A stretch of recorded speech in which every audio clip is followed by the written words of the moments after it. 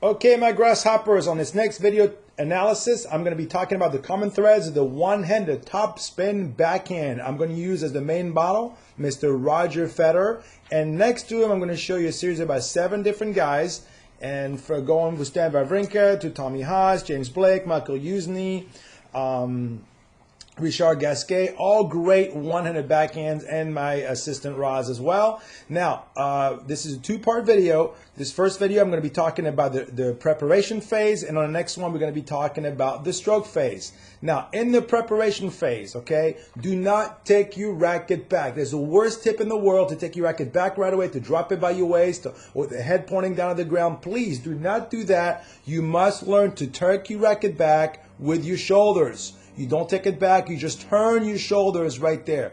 Turn your shoulders, that's how your racket is slowly going to find its way, but it really hasn't gone back yet. It is still across your body. What I call it turning your shoulders and maintaining the triangle. What I mean by the triangle is where your hitting hand is right here, where your grip is, okay, in relationship to your shoulders. It is smack in the middle, right across from your sternum right there, slightly above your belly button, and that makes a triangle. If you watch Mr. Stan Wawrinka right there, same thing. You can draw the same triangle right there, and the hand right there, pretty much right across the middle of his body. So that's what you make. You make a shoulder turn right there, keeping the hand right across from you, above from your belly button, and that's the first move. So I'm going to go to a series of guys that have beautiful one-handed backhands. Tommy Haas right there. He's going to turn first. He's going to adjust his grip, but watch the turn right there. I'm going to stop. And watch where the hand is, right there, directly in the middle of his shoulders right there, which makes that triangle right there again. I'm going to show you Michael Usney. Now, a lot of these guys, some of them take the racket back a little higher than others, but still, the hand right now in the preparation is right there.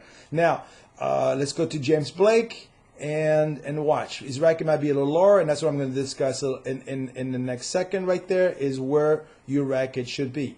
Let me tell you what, your racket head has to be, okay, above your hand. Now, how much above your hand it should be, that's different. You can see here, let me erase that stuff. You can see here that James Blake's hand is, this hand right there maybe is a little more, not as so far below than the racket head.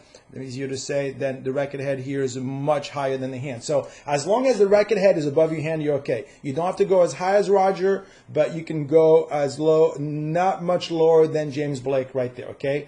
So now, the only thing that you want to look at when you're when you're making your shoulder turn, everybody, is you must keep your arm right here has to be bent. Okay, and then your racket is up, so it makes like almost like a little J right there. It's bent, bent, and bent right there.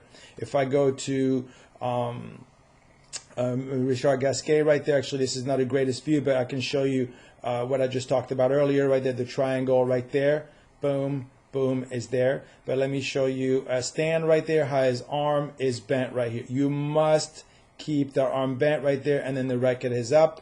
And with Tommy Haas right there, when he's going to make that first turn in the triangle, the arm is bent right there with the racket up. So that's the first move that you're going to make. You're going to turn your shoulders. You're going to keep the head of the racket slightly above your hand with you hitting arm bent. Now, as far as the elbow, everybody, that elbow right there, some guys stick it further up than others. You can see Roger a little low.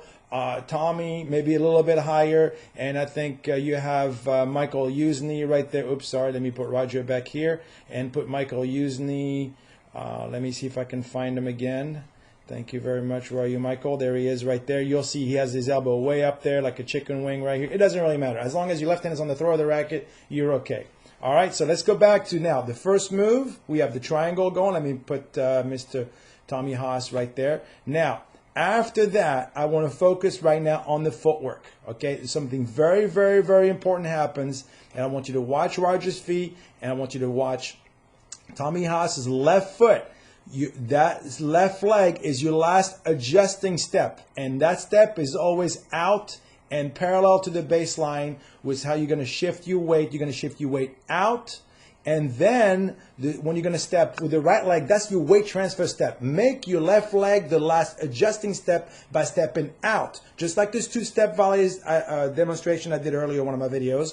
But watch what he does right there. He's going to shift his weight out right there boom, right parallel to the baseline right there. Watch how James does it. The last adjusting step is out before, and you can see in all of them right there that your foot now, your hitting foot is getting ready to shift the weight forward. So that foot is off the ground. Let's go back to Tommy Haas right there, and you will see how he's going to go out with the left leg, and that foot is elevated right there, ready to shift forward. And same thing with Stan. Stan is adjusting right there, so he's got his foot. He was running a little bit more, but he's got the weight on the back foot and his front foot coming forward. And let's go back to, let's say Richard Gasquet right here does it, but he's not really moving either. So you're going to see pretty much, but you see, watch how his left leg right there. Oops, wrong tool. Sorry about that. Let me erase that real quickly, and you can see how this leg goes out first. Okay, he's going to shift his weight. He's going to step out, and then he's going to step in, okay? And then you're going to see the foot right there kind of waiting. You can see his right leg right there off of his toe. So that's the foot, which is so very, very important, very often overlooked, because sometimes you're thinking about your right leg too much, and you're stepping in too soon, and that's why you need to shift your weight out first before you go in, okay? Before you step in with the right leg. Now, before we wrap up, the preparation phase is something that happens very, very, very important as well. With the footwork again, it's called the heel to toe weight transfer. So this is when the stroke begins, okay, everybody? The stroke will begin right about now. Right when the foot comes from back there, right when the foot touches down, watch, that's when the racket is going to drop right there, okay? But I'm going to talk about the stroke phase in the next video. Right now, I'm still working the preparation phase, but I'm going to blend this part right here of the heel to toe weight transfer, because this happens right as the stroke phase begins. Watch, heel to toe weight transfer. That will help you shift your weight a lot easier, shift your momentum going forward. I'm going to show you here how Mr. James Blake does it right there. Boom, you can see the heel to toe right there. I'm going to show you how my assistant Roz does it. Right there, watch how the weight is going to step in forward. You're going to shift your weight heel to toe. That's going to allow you to bend your leg and deliver your weight forward. So these are the first few things that happen, the common denominators, the common threads, I call them. Those are the things that all the pros do that you can do. You don't have to be an incredible tennis player to do those things, but you must do those common threads. So before I let you go, we're going to go over them really quickly, and then you can go to the next video, which is the video about the hitting phase. So first, let's put just Roger all by himself.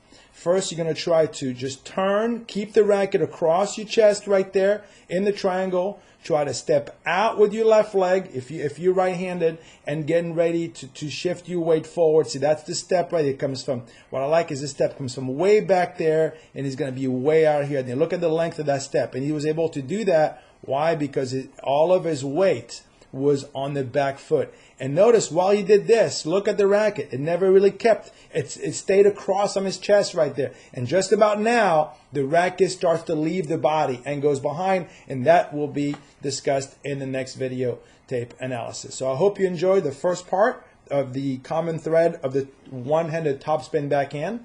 And if you have any questions, you can email me through the site, www.tennisoxygen.com, or through my YouTube channel. I hope you enjoyed it, and I hope you one-handed topspin backhand gets better.